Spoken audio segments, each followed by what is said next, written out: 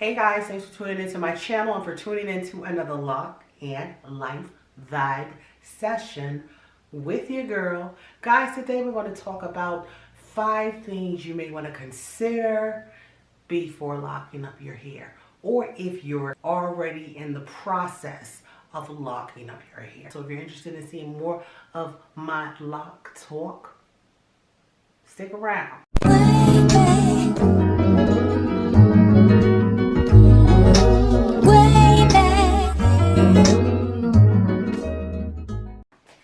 So let's get into it, okay? So guys, I'm going to be looking down simply because, guys, when I started this journey, I didn't just start the journey to journal it on YouTube. I've also been journaling for 14 months in my physical journal, my Stay Positive, Work Hard, and Make It Happen journal. I've been journaling all this way, guys, taking my little notes and jotting down things that have been working for me with regards to my locks. Of course, guys, I want to come and share it with you guys, okay? And so we're going to just go through 5 things that I feel is necessary to take into consideration, and even some misconceptions, guys. This first one is definitely a misconception, mostly out of the lock community. You know, because kings and queens in the lock community know what the deal is, okay? So mostly outside of the lock community, this is something that people believe. I'm here, guys, to smash that misconception right here, okay? So number 1 is going to be, guys, like any other natural hairstyle, loose natural hairstyle, permed, creamy crack hair, however you're rocking your hair, curly hair, you know what I'm saying, TWA, like any type of other hairstyle. The same is true with locks. I don't know who told who, you know, but I heard it through the grapevine, and I've heard this has been the advisement to some people from, you know, the cousin that twist up, or the uncle that be twisting up, you know, or self-proclaimed locticians. They've been told, I'm going to start you off, and then, you know, I don't want you to wash your hair for the next 3, 4, 5, 6 months. Lies. You need to keep your hair clean. You need to keep your hair washed. While you're not going to be washing it as often as somebody who is a loose natural, you want to keep your locks, your tresses clean, okay? You want to keep your tresses clean. You don't want to keep your tresses loaded down with junk and gunk and sweat and build up, because you want your roots to have an environment whereby they can grow. And they're not growing if they're weighed down with a bunch of stuff that ought not be there. Number 2, guys, if you're taking into consideration of locking your hair, you're going to want to get into the practice, or you want to keep in your mind that I'm going to have to wrap these babies up. You want to keep your locks wrapped up in a silk scarf, or a silk or satin pillowcase. You don't want to be laying your locks up on no cotton. You don't want to put your locks up on Bay's t-shirt. You know what I'm saying? If you're going to be laying up on Bay and he got a t-shirt on, or you're going to be laying up on Bay and she got a t-shirt on, you want to make sure those locks is in a silk lock sock, or wrapped up in a silk scarf, or with a silk bonnet, because let me tell you something, it's not a pretty thing to walk around with linen in your locks, especially when you're starting to grow your locks and your locks are budding and going through its metamorphosis and through the locking process. You don't want the lock up inside of that lock, because it's not a pretty sight. There's some people in the lock community now with mature locks who are going through all kinds of changes to get their lint up out of the core of their locks. You know what I'm saying? So you want to make sure you wrap those babies up.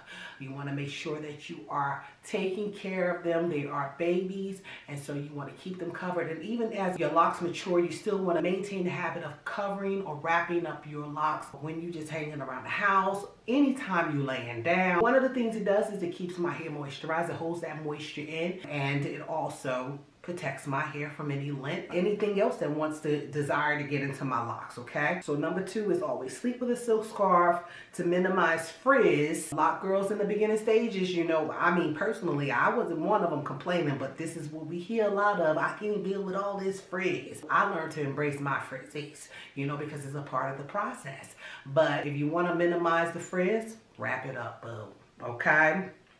Wrap it up. Number 3, guys, is you want to stay hydrated from the inside out. That means you need to be drinking 8 to 10 8-ounce glasses of water a day. It's not about just spritzing your hair and putting water on the outside of your locks, but you want to make sure that you are hydrating from the inside out. So it's very important to stay hydrated. You know, water is your friend and it is essential. Number 4, guys, is very important, and some may feel like I should have used this as my number 1. It's number 4 for me because it is something that you come to realize. Common sense told me, girl, every 3 weeks you're gonna wash your hair. That's what we're gonna do from the beginning to end. You know, people are concerned about their babies unraveling, but let me tell you something. You can twist that thing right back up. Keep your scalp clean, boo. Wash your hair. So that was very important to me, and that's the first thing that I put in my notes because it is the first thing that I realized I needed to do. And so I shared with you guys on my ugly stage where video that there is definitely an awkward stage that you're going to pass through, which will determine if you made the right decision or not. So you want to take these things into consideration before even committing or going into locking your hair. Is this something that I can commit to? Okay, because that's going to be your testing phase right there. That's going to be the season where you are tested to see if you can endure the budding, if you can endure the frizzies, if you can endure the stares and the looks like, what are you doing with your head? If you can go through all of that, because it's personal. When you lock up your hair, you're locking it up for your own personal preferential reasons. Whatever the reason you chose to lock your hair up, it's going to come a time where you're going to be faced with, am I committed to this? So my number 4 is that it's going to require a commitment, especially in the beginning stages, because you go through such an awkward phase or an awkward stage. It's going to require a lot of care and maintenance in the beginning stages of your journey. And you're going to have to be committed to it, okay? So I'm realizing that the more mature my locks get, the less I need to do anything with them. Early stage kings and queens in the lock community says, oh, you know, I should have just stayed a loose natural because, you know, folk up out here professing that it's low maintenance. It really is. You will get to that place where you realize I don't have to be in my hair as often as I was in months 1 to 6 or months 1 to 4, because in those beginning stages you have to be committed to taking care of your hair, keeping your hair clean and keeping your hair wrapped up and protecting it, because this is what you do with a baby. You know, you're not going to just have a child and not commit to caring for it. It's the same principle with your locks. If you are considering locking your hair, you want to take that into consideration. If you're not ready to commit to the process, don't do it. Number 5, and this is very personal because it also determines if you're ready to commit or not. Make sure that the reason you are locking up your hair or considering locking up your hair is for your own personal reasons, not because your dude wants you to lock your hair up because your dude like locks, and so he wants you to lock your hair because your queen likes locks and she wants you to lock your hair up because your girlfriend just got her hair twisted up. No, do it for you, because if you do it for you, you're going to be committed to it.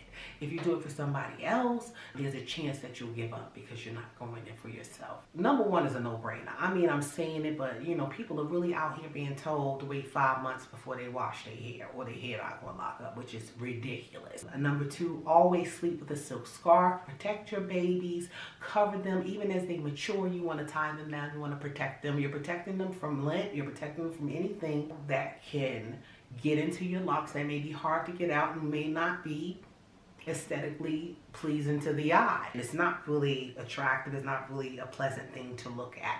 Number 3, guys, you want to stay hydrated from the inside out. Drink that 1/3 of your body weight in water a day, and then you want to spritz your locks.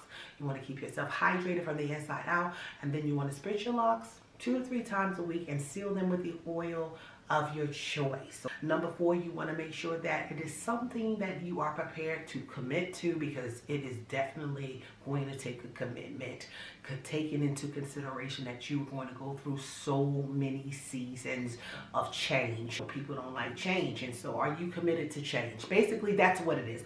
Are you prepared to be committed to change? Because for some people, change can be uncomfortable. So you want to make sure that you are prepared to commit to it. If you are not prepared to commit to this process or feel like you're not ready to commit to this process, don't do it. And number 5, make sure that your decision to lock up your hair is yours and yours alone. As always, I appreciate your presence on my channel, and I will see your beautiful faces in the next video.